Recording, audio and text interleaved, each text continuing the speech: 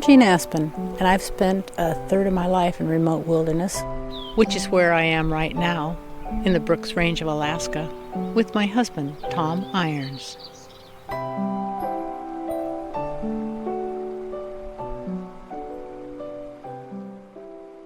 My mother once said I must have been imprinted early on the Arctic. Certainly, it formed a basis for the rest of my life.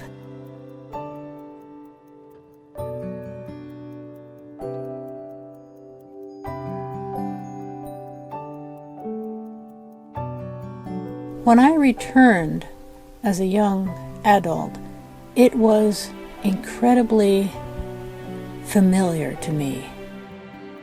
My parents spent 12 years traveling by dog sled, on foot, in canoe, adventuring.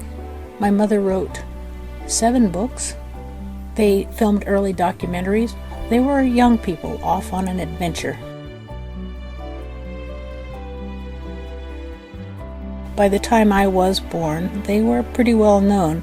My mother's books had been on the New York Times bestsellers list, and they were doing lecture tours throughout the United States with their 2 documentaries. I've sometimes thought I was born as a photo prop for a documentary that my parents filmed, Genie of Alaska. It set a foundation for the rest of my life. My mother and father divorced when I was still quite young. I was 3. My sister was 18 months old when my mother took us to her mother in Tucson, Arizona. We lived in obscurity and poverty. It was definitely a letdown for my mother, who had been well known and who had lived an adventurous life.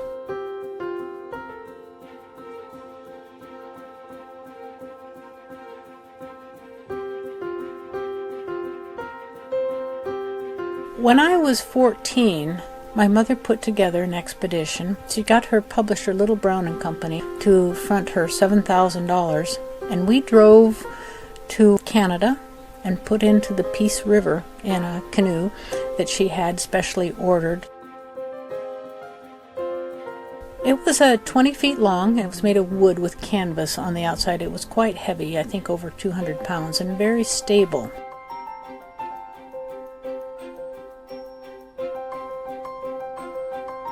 We set off during the biggest flood in 30 years.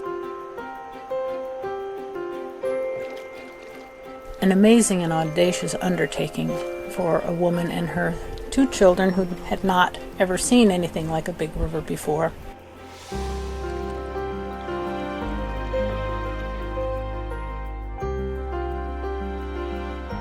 It was my first real wild experience since my early childhood, and it gave me an opportunity to try myself in ways that I wouldn't have anticipated.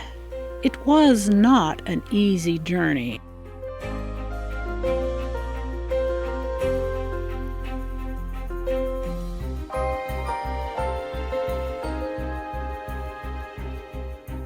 I was 22 when I started back into this country for an adventure of my own with my fiancé, Phil Beisel, who had been my friend since I was 15.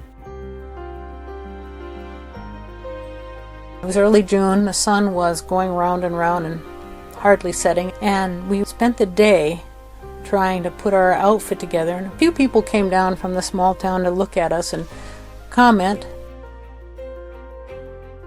By the time we got our canoe loaded, it was night, which in that part of the world and that time of year means that the sun was down below the horizon but still lighting the sky.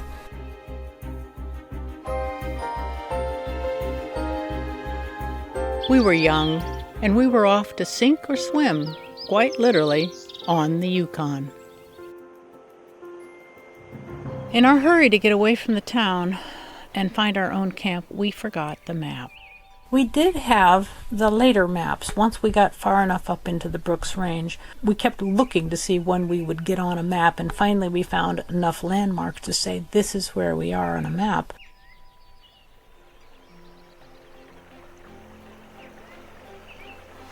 The Yukon was enormous. All these loops and back sloughs and islands and channels. It is a very big piece of water. And a 19-foot canoe doesn't ride very high, especially the way we had it loaded. We actually only had about 2.5 inches of freeboard.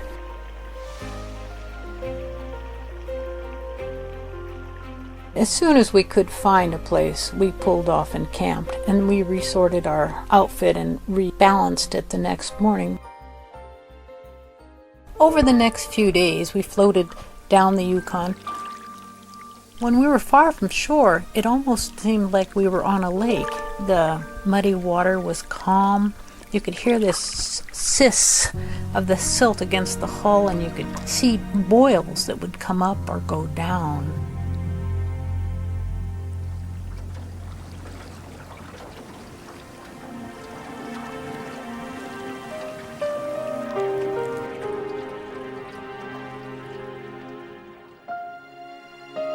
It was wild and beautiful.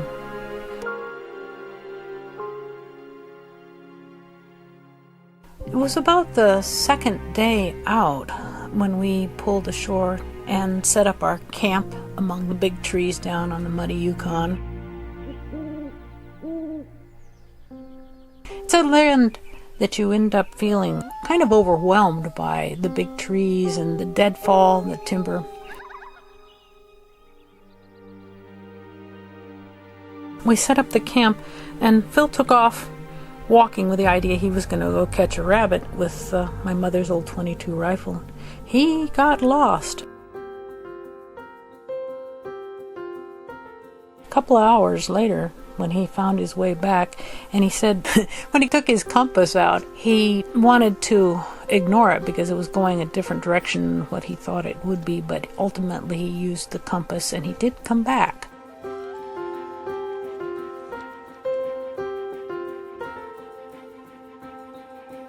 We wanted to get up in the mountains, and we had this hope that we would find our little tributary and be able to head up into the mountains.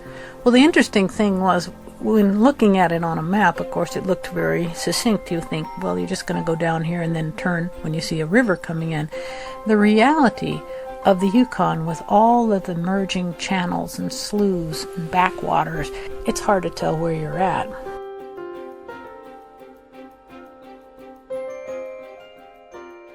We arrived in Fort Yukon a few days after setting off and walked through the town.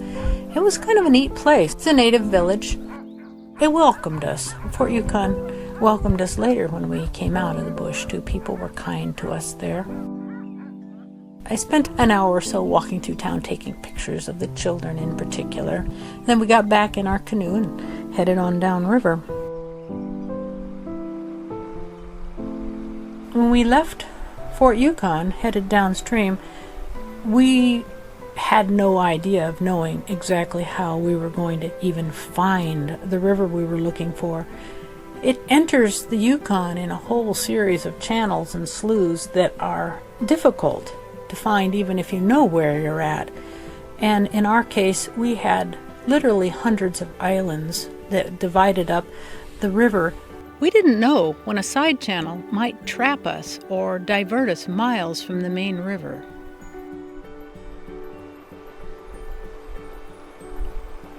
We spotted a small side channel ahead of us on the right. We were undecided whether we would take it or not. Phil saw some geese he wanted to take pictures of, and by the time he'd gotten the camera out, we were sucked into this little slough. And it turned out to be the right way. It was a windy day and a group of geese that determined our course. And we found ourselves entering a small river that we could actually see was a river because it had a slightly different color. It was clearer. It had the milky kind of look of having come down from glaciers. And it just made me happy to see it. Well, we had our little outboard motor, and when the wind died in the evening, we started up the river. And in those few days, we would travel mostly at night because of the wind.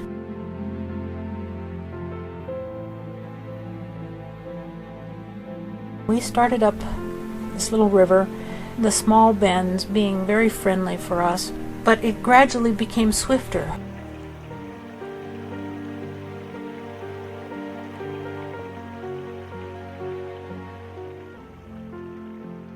One evening, we were camped on a sandbar feeling very discouraged when Jesse and Albert Williams came downriver in their John boat looking for us. They offered us a ride back to the village, and we were just very grateful. They flipped our canoe over on their boat and put all our stuff aboard, and within half an hour, we were at the village.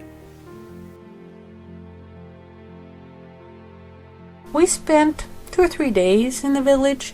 And at that point, I told Phil, we have to see if we can't get somebody who will take us further up this river. We'll never make it into the mountains by wintertime. We didn't have any money. What we had to offer was gasoline to go hunting upstream. We found a young man who was willing to take us up as far as where the river split. Beyond that, he said he could not go because there were too many rocks and the water was too rapid. We had also added another problem to our load, for in the village we had picked up a puppy. It seemed like a good idea at the time. We called her Nechetzel, which means little girl in the Gwich'in dialect of Athabascan. Once we took her on, she was our responsibility, and that weighed heavily upon us. And that was the last people we would see for almost a year. And after that, we began more and more to pull the canoe with a rope.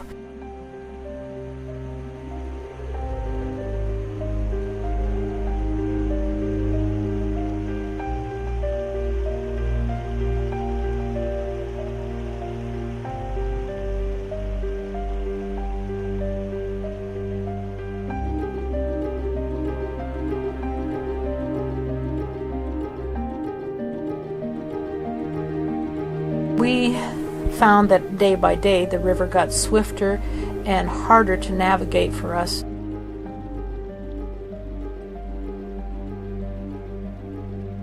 We could now see the mountains ahead of us, which made our hearts feel light.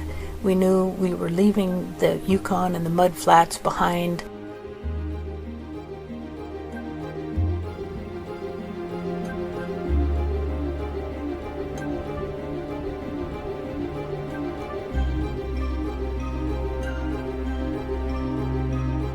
The real tragedy in life is not failing, but in not setting out in the first place, in not being willing to commit to one's dreams.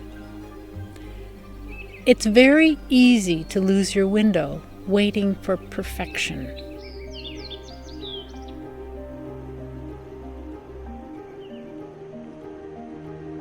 We depended on finding food, neither one of us having shot anything larger than a rabbit.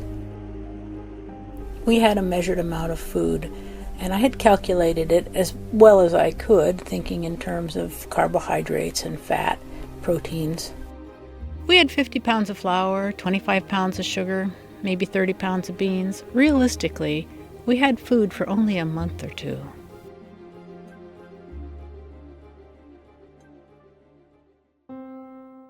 We had hoped to be able to catch fish. We had a small fishing net. My mother had said that you can always depend on your nets and your snares. When you can't see things, you can catch them. And she was right.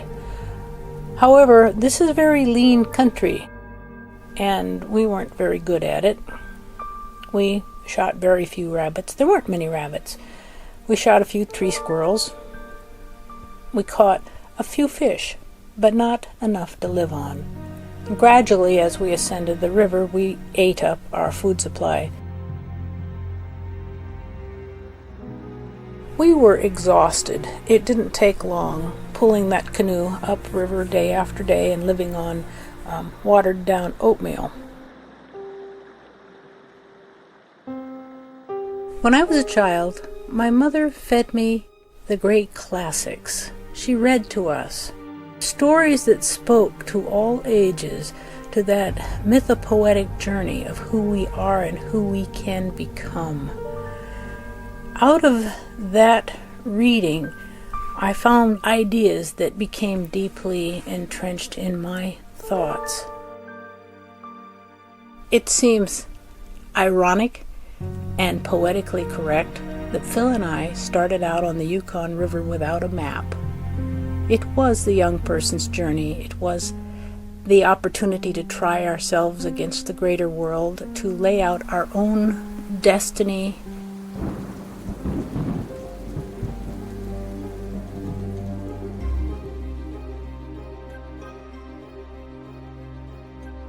As we entered the mountains proper, the river took on a very different kind of character, with large boulders and rapids, and it became more and more difficult pulling our canoe upstream.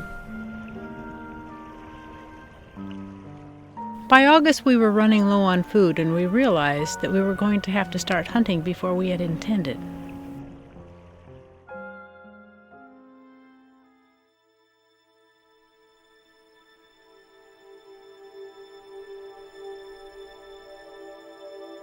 It had been raining pretty heavily, and we had slept in the morning and then got up in the afternoon, late afternoon, when the sky cleared, and taken the 22 and the 30-06 and walked upriver to just kind of take a look and see what was up there. As we walked along, we spotted a moose on the other side of the river. And the moose turned and came down to the river, and Phil shot it. The moose moved back into the bush as we swam the river, and there was the moose. So we had meat, but it was still summer. And of course you can't keep meat in the summer, which means that we had to dry that whole moose.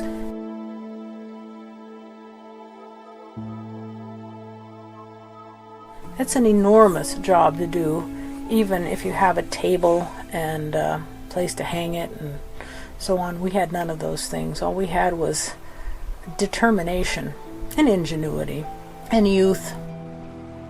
We camped there for 10 days, and Phil put up a meat rack.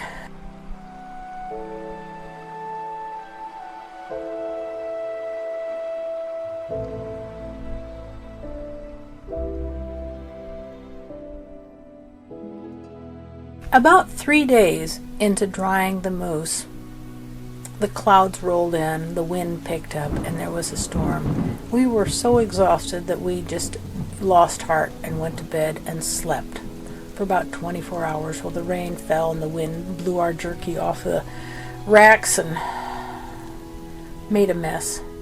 But then the clouds moved back, and we climbed out, shooed the flies away, hung up the jerky again, and started the fires and got it dried out. And we ended up saving that whole moose.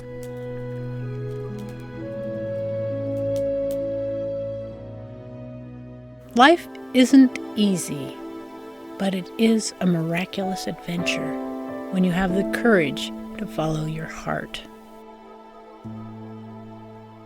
We need to reimagine how we are with the planet.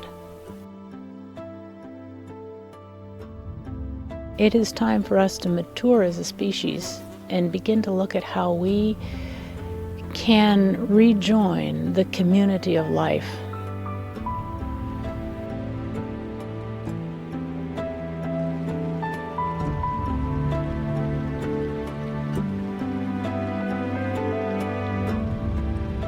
It was our intention to find a place to build a cabin. We had actually thought about a certain area that looked good on the map. We thought that's where we're going to go. But we began to realize that it didn't make any difference whether we were here or someplace else. There weren't any people.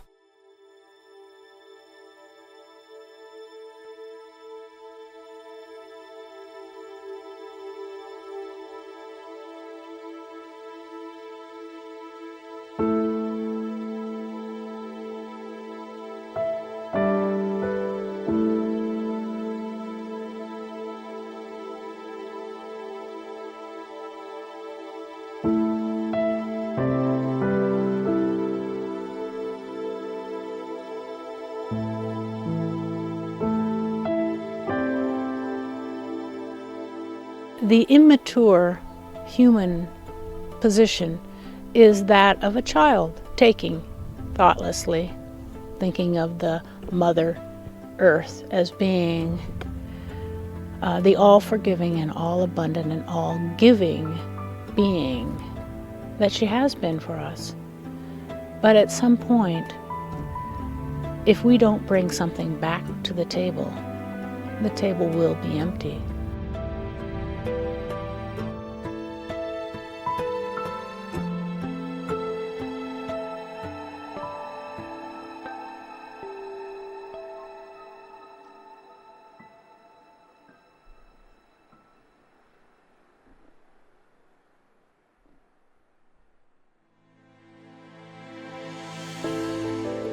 So we were going to build our log cabin from dead standing trees. We needed to have a place that was fairly level. We hoped to have a place that would be facing south so that we would get the most sun in the middle of winter time.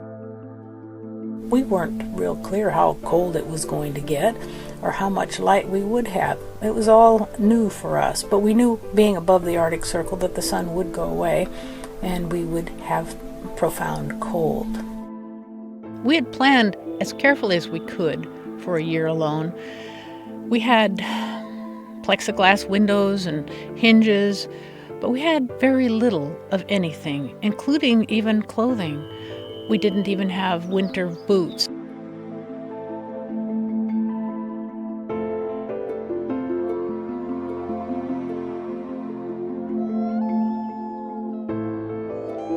I'd always been a little on the chubby side, but as the summer wore on, I got quite lean and bones were sticking out, and Phil, who had never been chubby, got very lean indeed.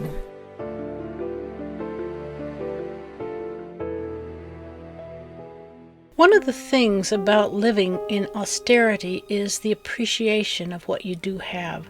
I think there's a kind of poverty, a modern poverty, of spirit, of having too much.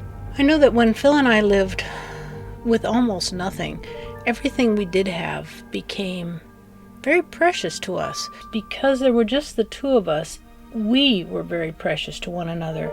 We took care of each other. We were kind and gentle and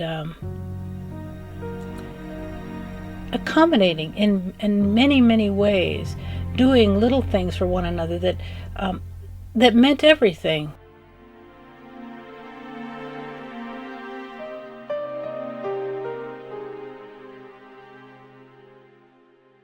One night we camped at a place that we saw there was an old trail marked on the map that went over to what looked like a couple of dotted cabins up in a canyon. We had this thought that perhaps there might be things that we could use there.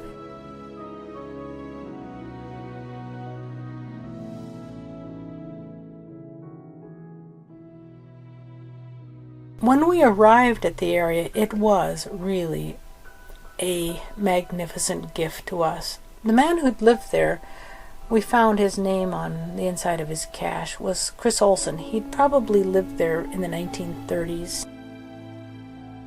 And his cabins were falling down like they do. They tend to rot out with the sod roof. He had a little cache that was still standing, that was tight after all those years.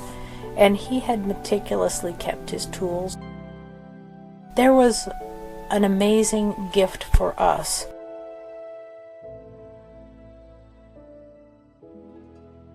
The next couple of days we worked our way up and around the bend and past where the creek came in, and I began to feel really desperate. I wanted to find a place for a home. Phil insisted that we find a place that was high enough and stable enough to build a cabin. And we did. The site itself was not level. We ended up digging down to try to level it out enough. But it had enough trees that were dead standing trees around it and across the river and on the islands. It had a beautiful view of these 5 islands and a long, deep stretch of water that was unusual. So when we found our home, I was very happy and contented. I felt like, yes, we're going to make it. This is going to be okay.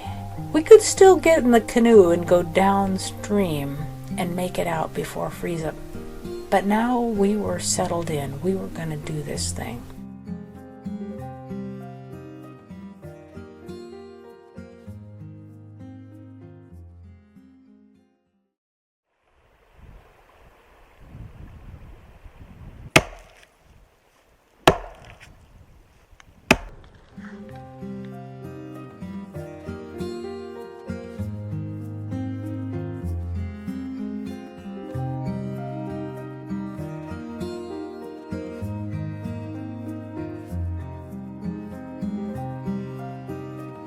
It's interesting how our lives weave in and out with people we've never met, and the gifts that we get from them, and the gifts that we leave others without realizing the larger picture that we play into.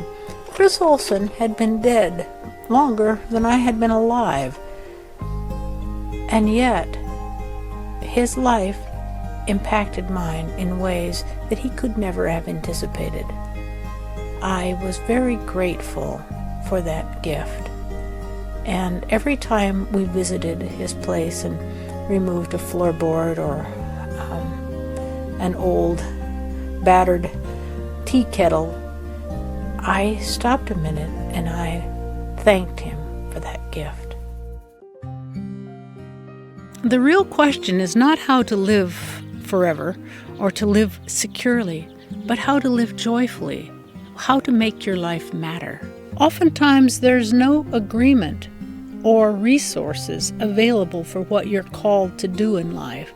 Nevertheless, if you pursue it with an open heart, you will find avenues open unexpectedly and serendipitously. That has been my experience throughout my life. An accident occurred when Phil was felling trees that was to cost us time. Nachette broke her leg. Finally, we did create a splint that allowed her leg to heal, and it healed well. It was always a little crooked, but she lived a long life.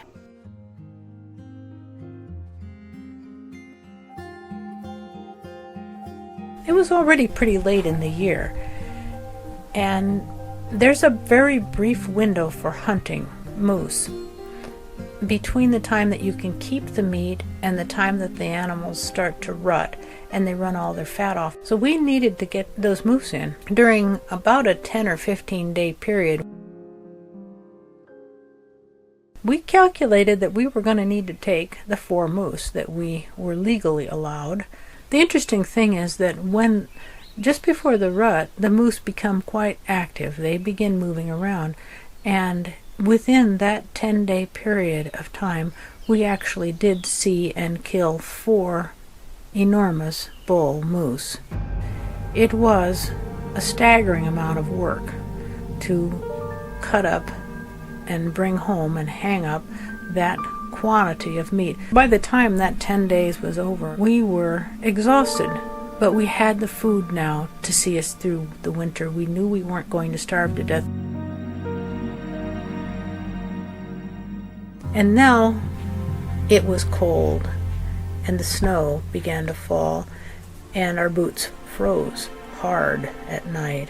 Hardship itself is not only a great teacher, it is fundamental to establishing a sense of unity and courage, I think.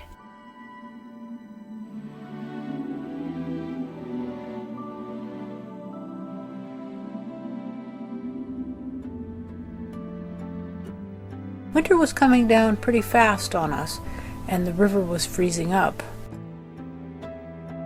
There was still water running out from underneath the rapids down below, but essentially our exit was closed. There was no way to get out until next spring. Fortunately, we had the food, but we did not have the shelter, so we began to work as fast as we could to get that cabin up. And it was a wretched time. There were days that were sunny, but the nights would get down to 15 below zero, and the nights were getting longer very rapidly. We would wake in the morning and our boots would be completely frozen, like iron. You couldn't get your feet into them at all. And we'd warm them up against our stomachs. We'd helped each other. We were compassionate and kind and good to one another. We loved each other a great deal, and we were all we had. We hobbled about. Our feet had already been damaged by cold water, and they never really got warm. It took probably most of a month to get up the cabin. The walls went very slowly.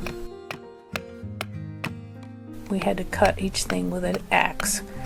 And as the log walls rose, they became more and more difficult to lift into place and twist the auger down through the frozen logs.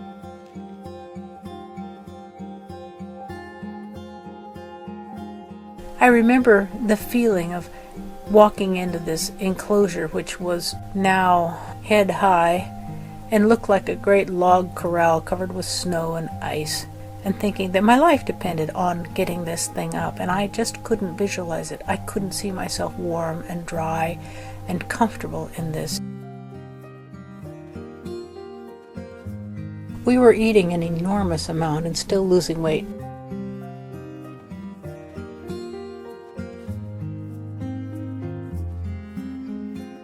We were living out in inadequate clothing, in the wind, sometimes down to 20 below zero at night.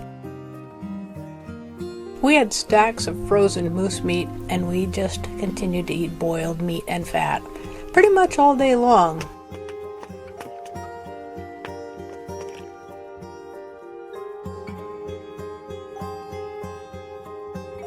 The days were getting shorter, and we would take oftentimes and have to stop and have a foot warming and hand warming session, laying in the tent and hugging each other and trying to warm up. Just standing around a fire was not enough. The day we finally got the roof on was a remarkable day for us. The gables were the hardest part because there was nothing to balance on.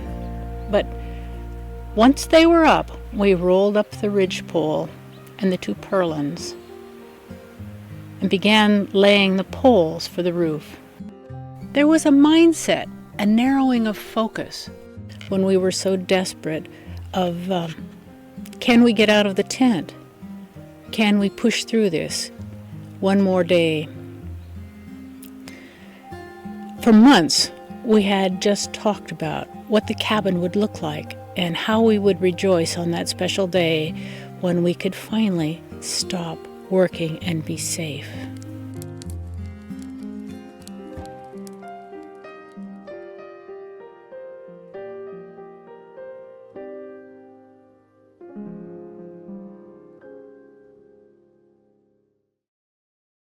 When we got into the cabin, we were only a month shy of complete darkness, 40 below zero, the kind of thing that becomes very serious in the Arctic. We still had a lot to do. I was busy grubbing around in the snow trying to find moss to chink the cabin with, because the log walls were like a log corral, but the wind would blow right through. We also had some little strips of plastic that we tacked over the windows and over the door hole until Phil could make windows and door. We needed to put a floor in. We needed to build a bed, get up off the moss and off the floor. We needed a lot of firewood. Day by day the snow fell and deepened, and every day we would go out for a short period of time and bring home enough wood to burn that day and enough for another day.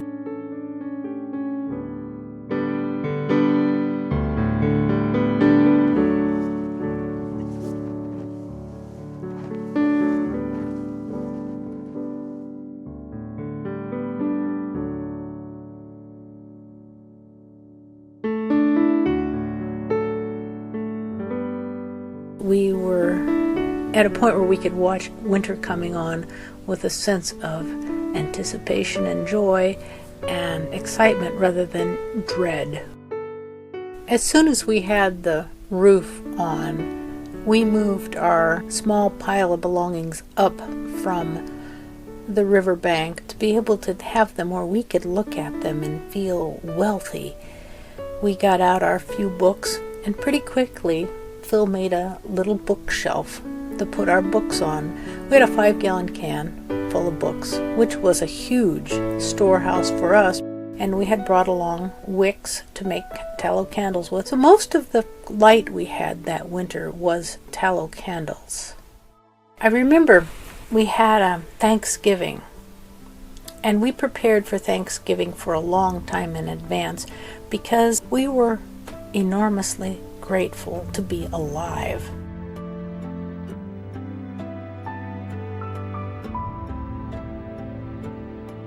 I took a picture, and what I see now when I look at that picture is how the ice cream that we had made with blueberries and powdered milk is kind of pushed to the front of the bowl so that it looks more abundant than it actually is.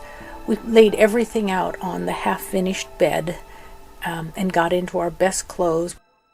For us, everything was remarkable. We were enormously grateful to just be alive.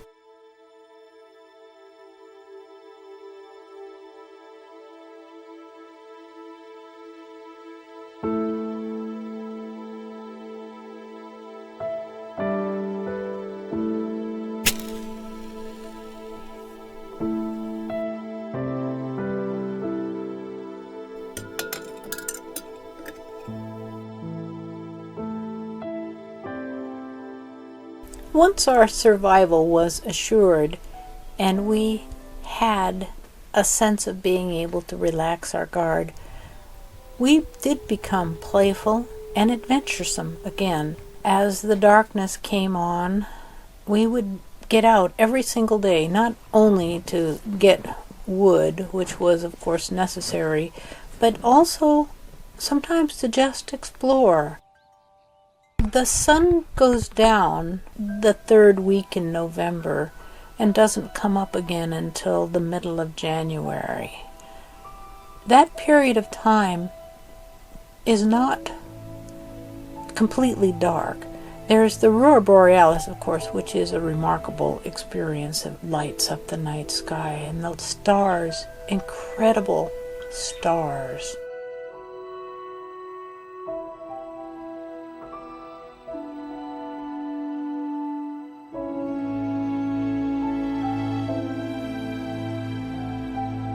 There's a level of silence and expanse of space that is hard to describe.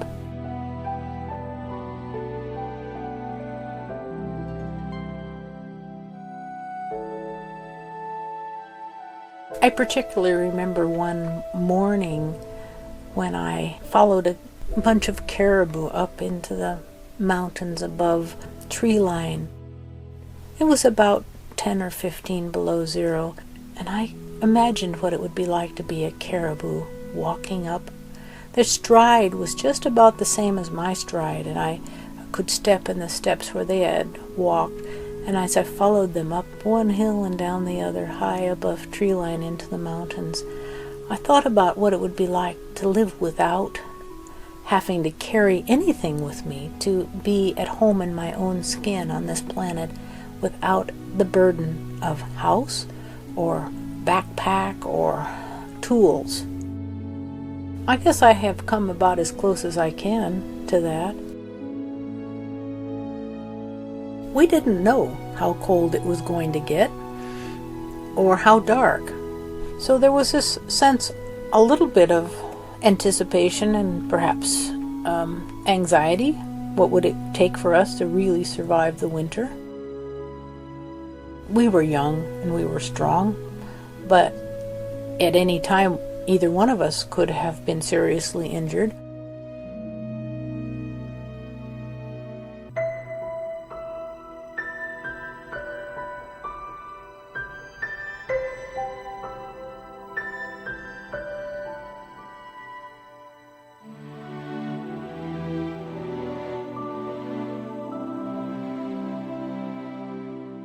The solstice was a very important milestone for us.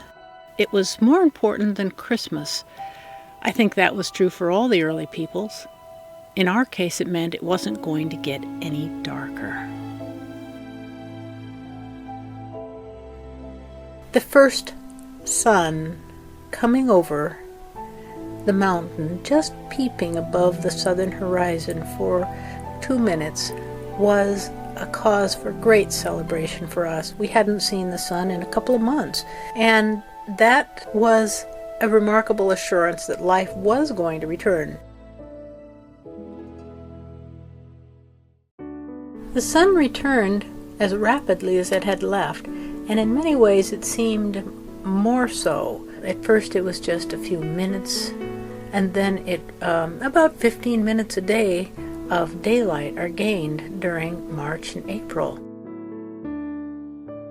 We had stayed close to home when it was really cold and dark, but with the return of spring, our adventurous spirit came back to life, and we went out, putting in snowshoe trails up and down the valley, climbing high above tree line, and thinking about new adventures.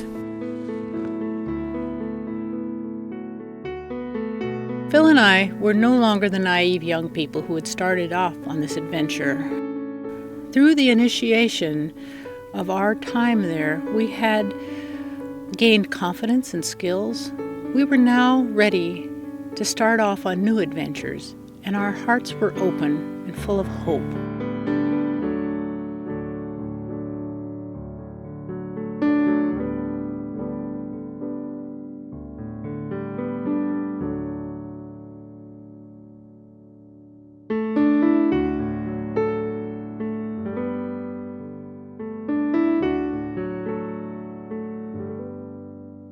Phil called me, said that the ice is going, and I ran outside and we looked, and we had this whole deep mile of ice that was frozen in pretty hard, and it moved just a little, and we had this igloo we had built down on it, and the whole thing kind of shifted just a little bit, and then it stopped. Nothing happened.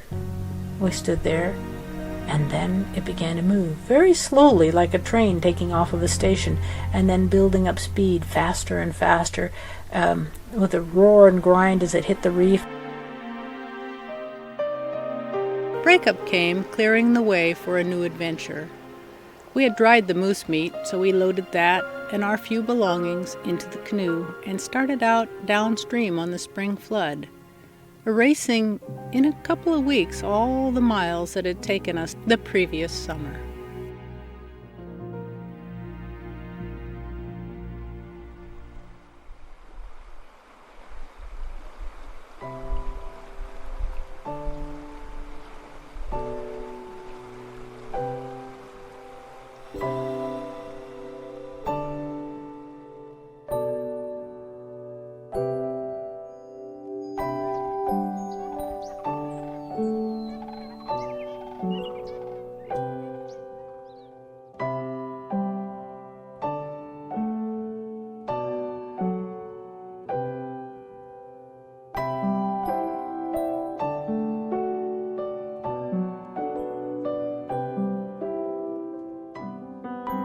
When we got to Fort Yukon, we only had 17 cents to our name. Phil took a job at the power plant to make some money for us to go south. A kindly native family, Jim and Charlotte Peters, took us in. Jim and Charlotte stood up for us at our wedding. I was 23, Phil was 24.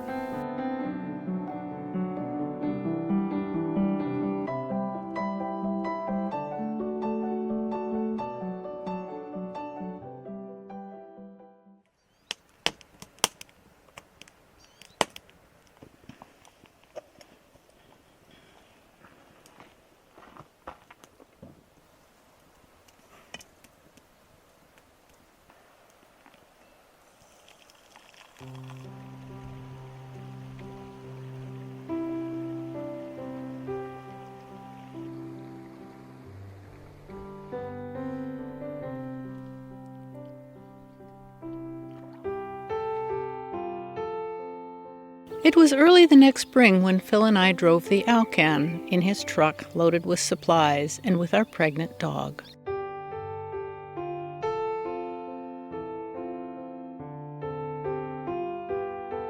We flew our supplies to Fort Yukon and chartered a small plane to take us into our cabin and land on the river ice. We were determined that we would have more food this time.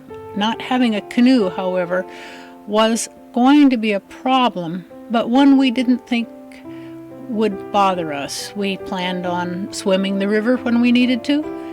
We were strong.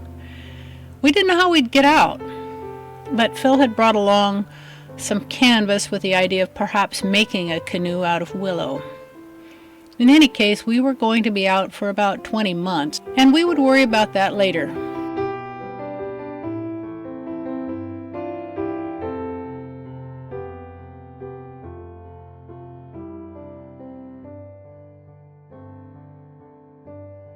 We were full of new plans, new hopes, new directions to go.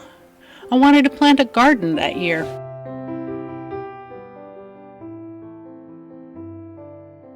The snow was still deep when Chet had 2 female puppies. We called them Winky and Robin. They were very different in temperament. Winky, the lighter one, was wild and nervous as a wolf. Robin was very pragmatic and stolid. Nothing flapped her. This was to be our dog team and our family over the next years.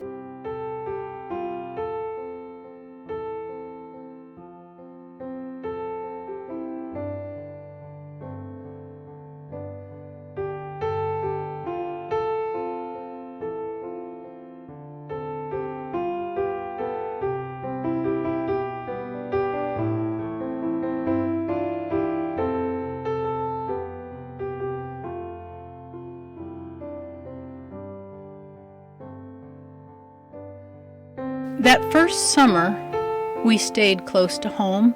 As the pups became able to travel, we would go out upstream, cutting dead standing trees to build rafts to bring home.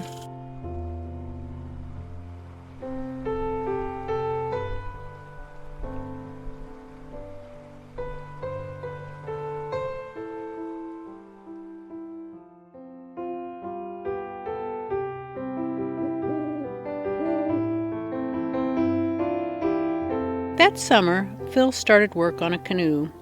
He used little sticks of green willow and steamed them in a piece of stovepipe over the outside fire. Then he bent them around logs to create a keel of the canoe and also ribs and gunwale.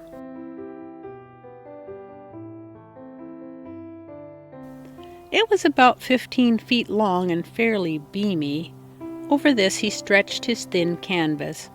However, it was too thin and the canoe sank. So we put it up on a rack and left it to figure out another year.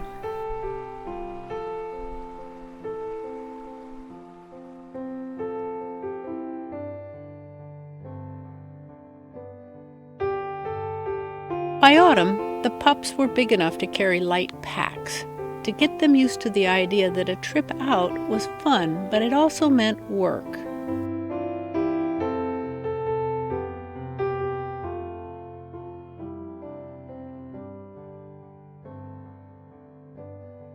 Again, we had to hunt for our moose meat, and that was a big part of our early autumn. But once we had our meat in, we took a long trip over across a couple of mountain ranges with the pups.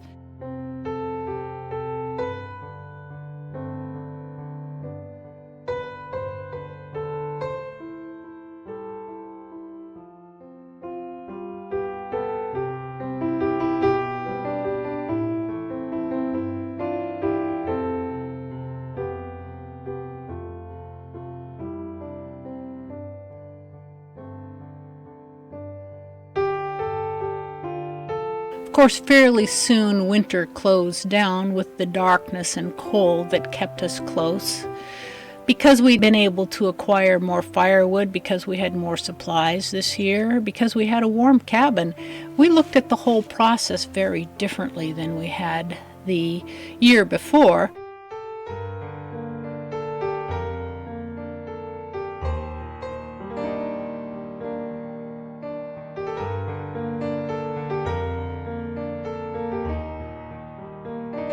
With the return of the sun that spring, we were out much of the time, playing, traveling.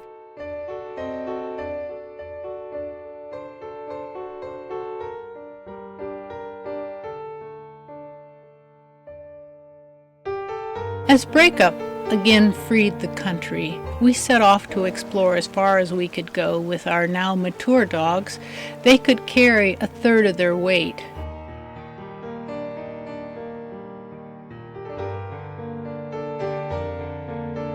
We traveled for days and weeks around our area, seeing new places, exploring, and finding traces of the people who had lived in this country back in the 30s.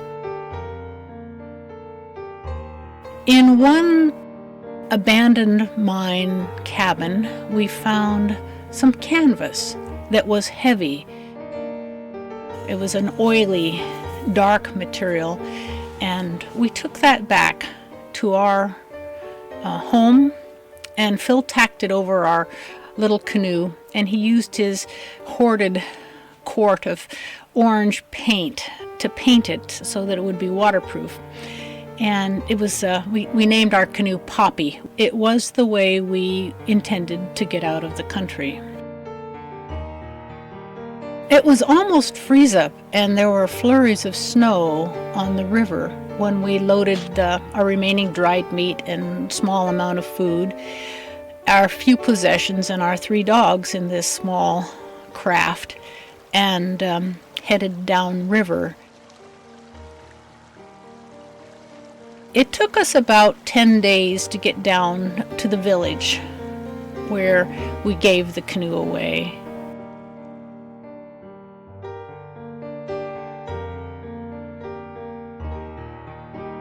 Phil and I were to return to our cabin one last time with the intention of climbing to the Arctic Continental Divide with our dogs. We set off and took several weeks on a circuitous route up into the mountains.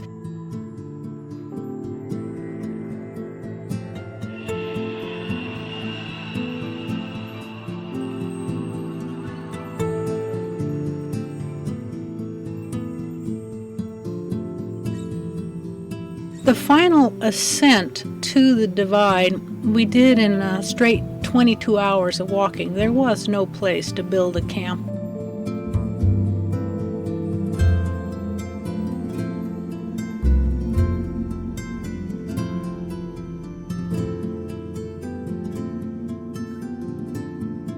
We found enough dead standing trees to build a rather skimpy raft, and we launched it into the current with the hope of getting home within 2 or 3 days.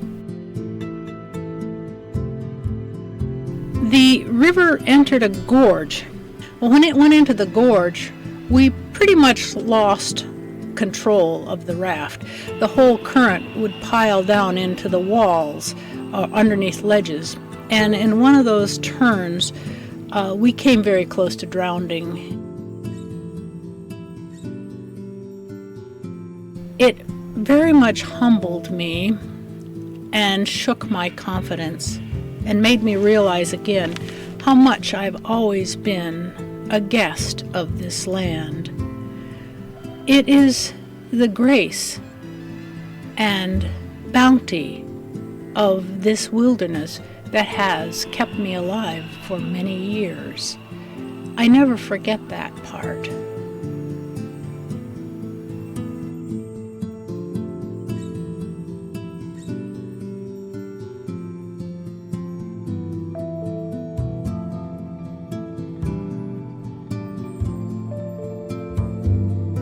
The nature of life is change. I think the Buddhists have it right. It is our attachment to trying to keep things as they are, our grasping and avoiding, that brings the suffering. It's a hard lesson to learn. Through evolution or cataclysm, life takes away everything we think we are and gives us the opportunity to recreate ourselves.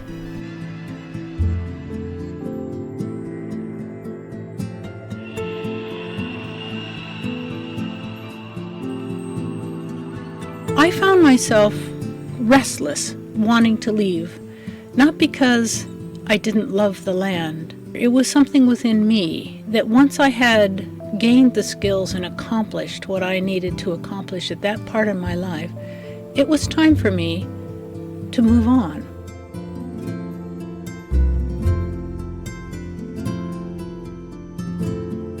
We chose to go back to Arizona. I returned to the university to finish my degree in biology and apply for medical school. Phil got his certificate as an airplane mechanic and went to work at the Tucson airport, where he met and fell in love with someone else. So abruptly, my life changed. My life seemed over in many ways. All of the pieces I thought I had put in place for the future were not there. Phil was gone. I didn't get into medical school. And for a number of years, I drifted around in that mystery of not knowing and feeling like my life was over.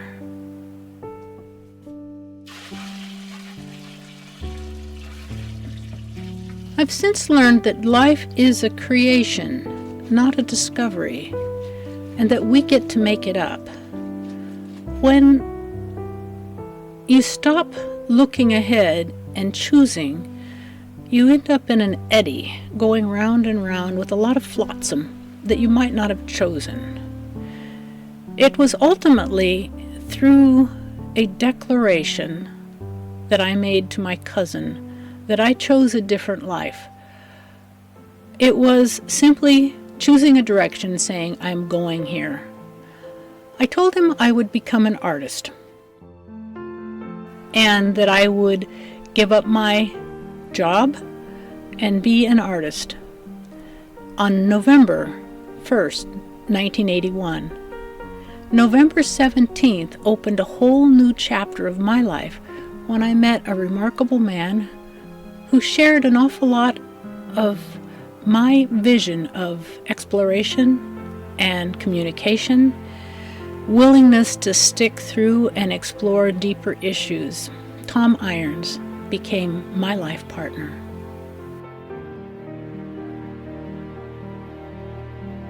Tom was also an artist and a superb craftsman in glass. He had left aerospace to create his own life out on the desert, building his home in the Tucson Mountains on 5 beautiful natural acres.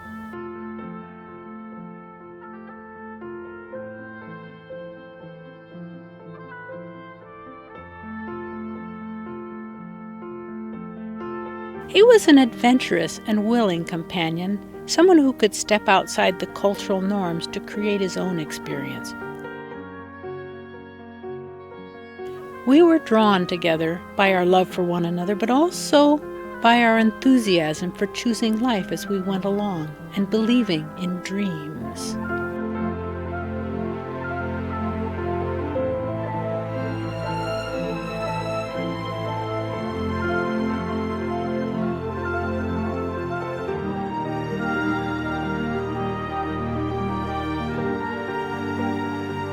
Tom and I were married, and for 20 years we were partners designing and building art glass.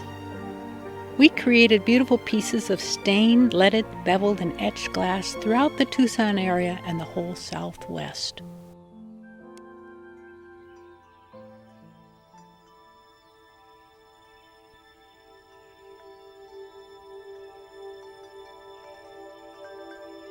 Tom and I were married in 1983.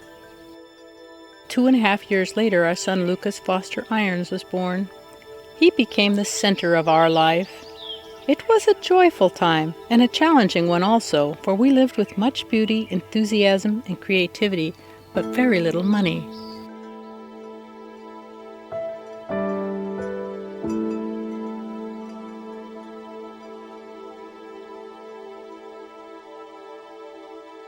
It seemed to me that my wild adventuring days were over. Now I had a husband, a young son, a business, and a home. It was another journey into adulthood for me. I set aside that wilderness part of me, but it kept coming back in dreams. When Luke was 16 months old, our family was invited to spend the summer on a lake in the Brooks Range. During that time, Tom also fell in love with the wilderness. It was the opening of a new dream for us.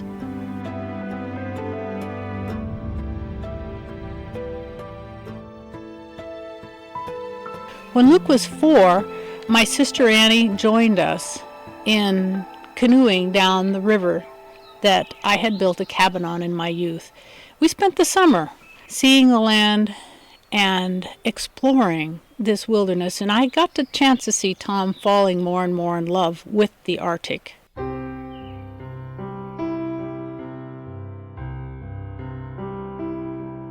There was one golden evening when we were camped that Tom and I walked up on a bench above the river, and it was like coming home.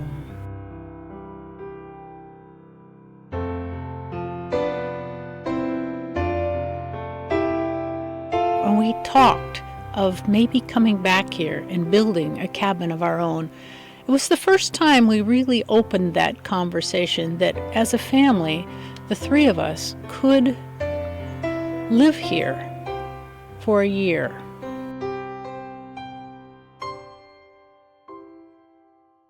The next 2 years, Tom and I spent pulling together an outfit, gathering supplies, making things to go north, living on the edge of a dream. We mortgaged our home. We sold everything that was not necessary to make this gallant leap.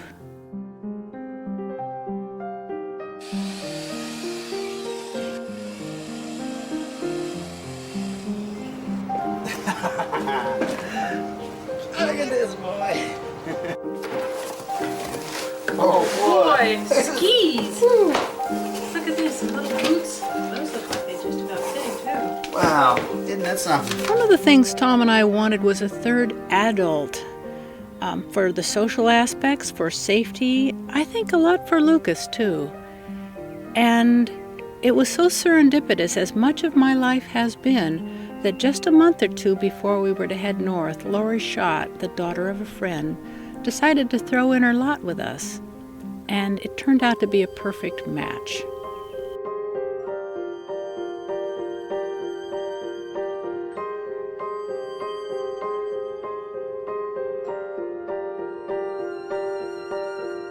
Another thing we did, kind of at the last minute, was decide we were going to record this experience. We borrowed money to buy 2 Hi-8 camcorders, which were the state of the art at that time.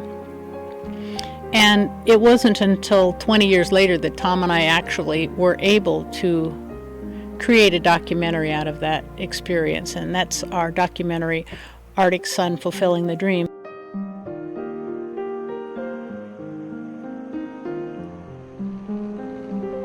Even the journey of getting here was a remarkable adventure.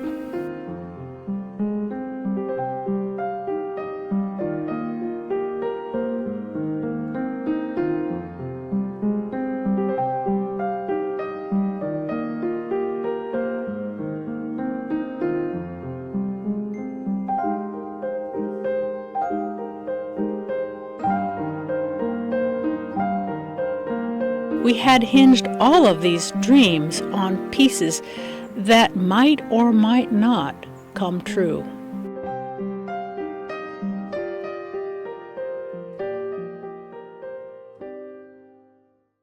Once we arrived in the country, we all relaxed. It was a lot of work to build a cabin, but it was fun, it was joyful, we were enthusiastic. It was almost as if we could let our breath out again. Right.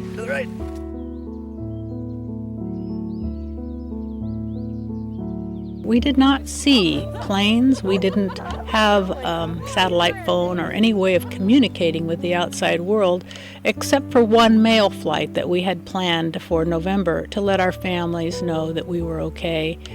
Lori had the option of leaving then, and she did choose to go back to her other world at that point. And it was just Tom and Luke and I for the remaining of that year.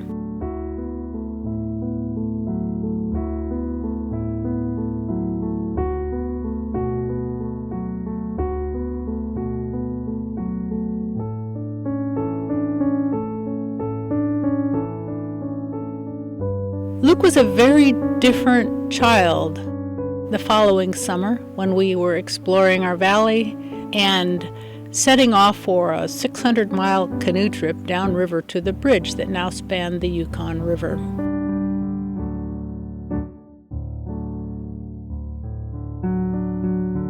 We all had been transformed by this experience. Throughout the years, Kernwood, as we called our cabin, drew our family back repeatedly. It was our sanctuary. It was our place of remembering our greater life on the planet. Sometimes it was just the three of us, and sometimes we had a special friend join us.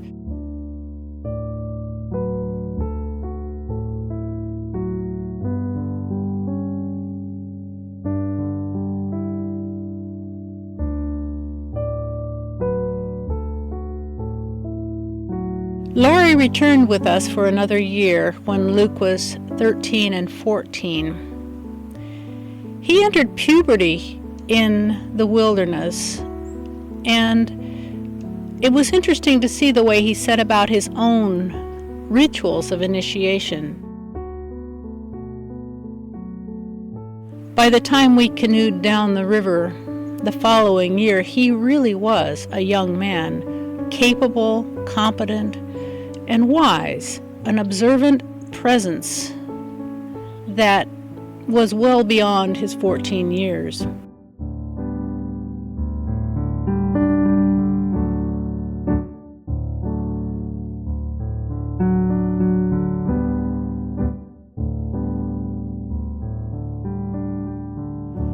Each moment of life is an irreplaceable jewel. If we could carry death on our left shoulder the way Carlos Castaneda suggests,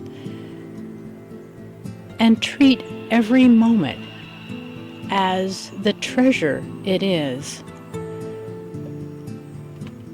we would never waste our lives being angry or petty. We would treat each encounter with a person or a place as the last one. Life continues to change, and with that change, we evolve into something new. It doesn't make what was before wrong, but it is gone forever. My 4-year-old Luke and my 6-year-old Luke turned into the 14-year-old young man. It's a good thing, but it is a one-way trip. I think living here has for me been an opportunity to see this cyclic nature of the seasons, and yet every season is different. Certainly I am different with each season.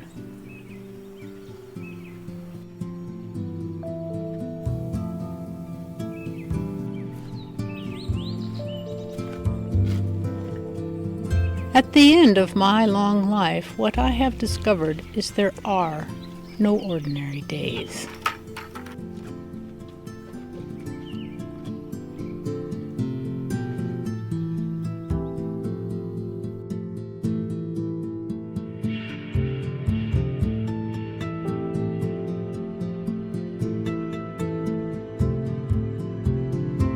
Once Lucas had set off on his own life's journey, becoming a nurse, Tom and I moved to Alaska. Eventually, we found a place in a small Alaskan town to settle. But we returned to the cabin yearly and spent a considerable amount of our time in Kernwood. You want to have an egg too, Tom? No, thanks. Thank you, Bob.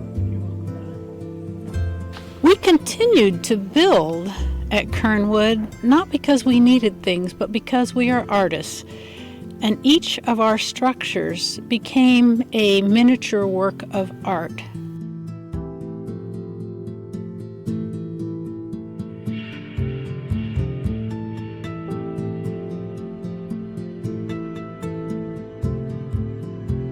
The world was rapidly changing, and its attention was drawn at last to this last great remnant of wildness, the Brooks Range. Each autumn now, the sky was filled with hunters, people coming for a brief time to take the moose, or caribou, or sheep.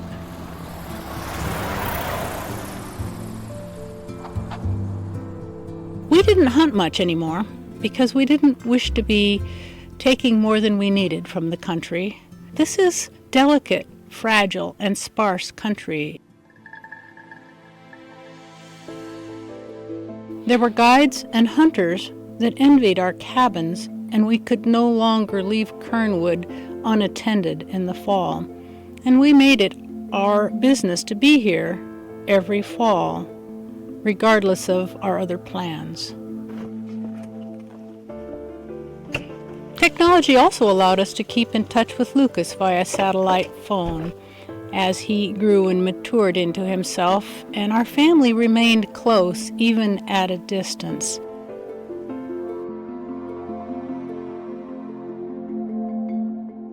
We found the longer we watched and the more we were present with the land, the deeper it opened its secrets to us. The little lives of the community that lives up on this bench is quite complex and long-lived. Even, strangely enough, the insects that come year after year at the same places, the same birds returning and knowing us. The community of life here is very deep and interrelated and complex in ways that I had not imagined before. It became our joy to simply sit near our fire in the morning and watch it unfold around us.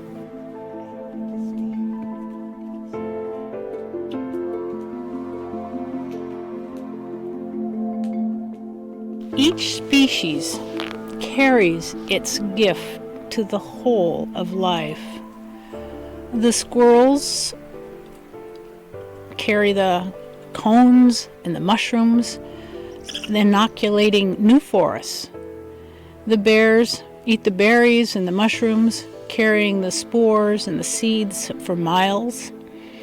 Every organism has a part to play in this amazing community. Humans also belong to this gracious earth. When we remember this, we bring our unique gifts to the greater community of life, our love, our playfulness, and our gratitude.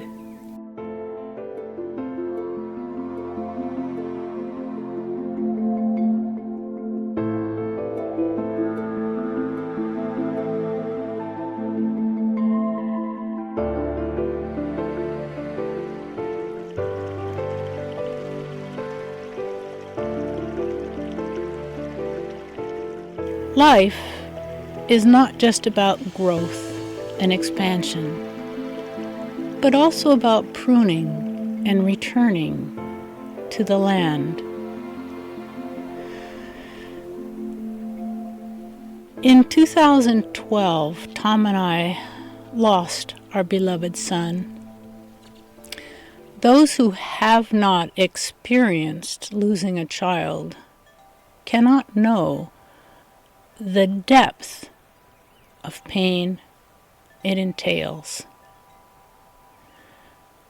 We didn't see any way out.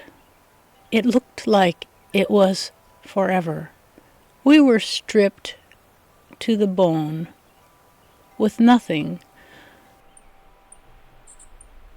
I saw it as a great white sea that we were paddling across that went on forever. Luke was 6 years old when we came in to build this cabin. He was 9 when we returned for the first time. He was 13 when we returned for a full 14-month cycle of living here. And he learned so much about himself. He learned about the caribou, the moose and the bear. He learned about the winter, what it's like to spend a winter in the Arctic, what it's like to spend over a year in a little 2-room cabin with his parents. Over those times here at the cabin, we grew together as a family, and Luke grew into young adulthood and then on to be a fine young man. I sometimes like to sit up here, just when you're up here, and just look out the window and see God. Just look out the window. Our culture doesn't give us any tools to deal with these great initiations in life, these moments of human cataclysm. We have no tools in our modern world. For Tom and I, returning to Kernwood, the sanctuary and solace of this remarkable land, was the way we healed and regained our wholeness. Here, for 3 months, 4 months, we were able to set aside any thought of how people would see us, any need to respond,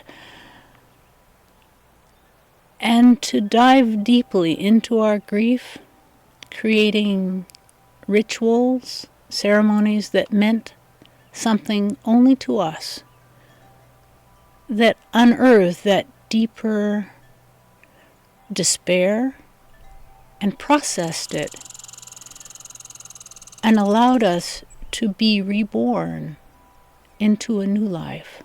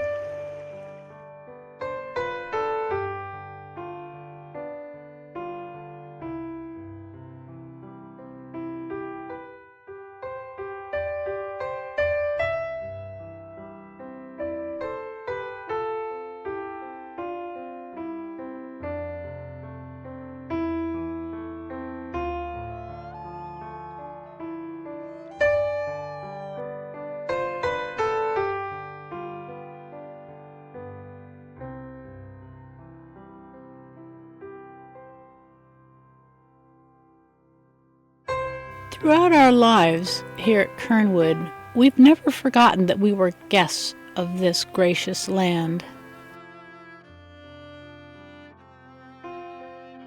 Living simply and with deliberation is not a hardship, but a joy and a communion.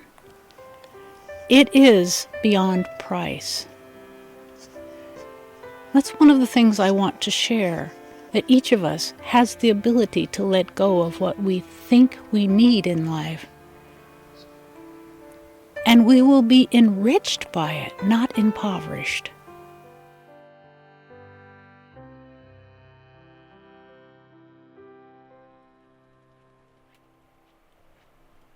It is my deepest hope that in sharing our life here, we will inspire others, not necessarily to go build a cabin in the wilderness, but to live consciously in their own lives, to find things of beauty and value to invest in, to pay attention to the smile of a child and the blooming of a flower, to the sound of flowing water, to the gifts of everyday life. It is in recognizing our unity and our wholeness, our oneness with all living beings, that we will step out of the insanity that is driving us to extinction.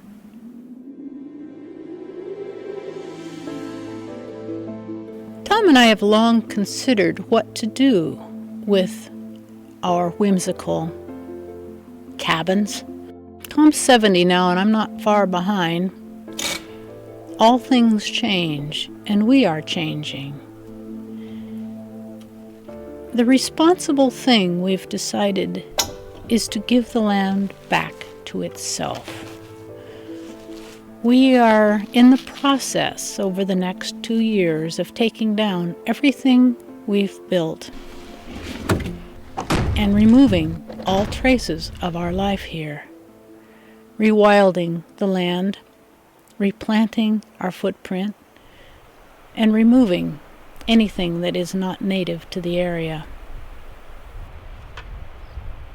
Luke always kept a warm, loving spot in his heart for Kernwood, and I believe that he would agree with us that it's time to rewild this area, to give the energy that this cabin has collected and held from us back to the land. Change is the nature of life, but we would not have our whimsical fantasy here turned into the sad and trashy affair that old cabins become.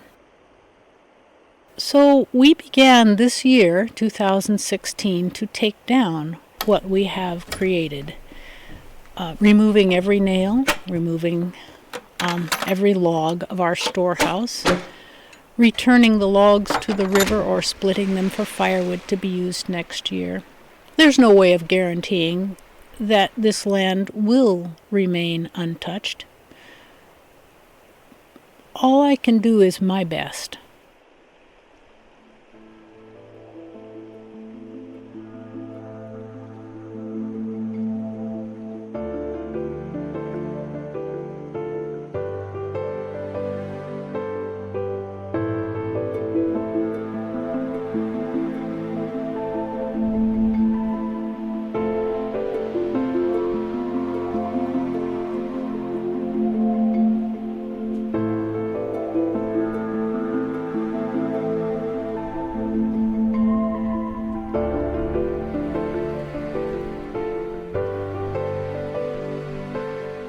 Who will I be without this great solitude?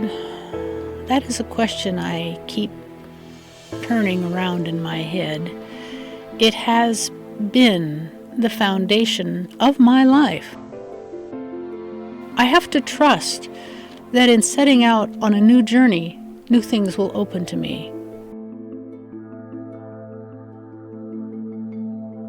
There is a sweet poignancy about this autumn, knowing that this is the last time that we will be enjoying our cabin. Next summer we will be taking it down.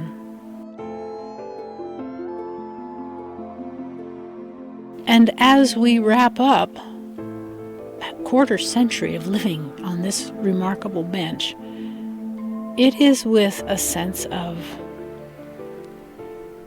sadness as well as thanksgiving that we release it and let it go.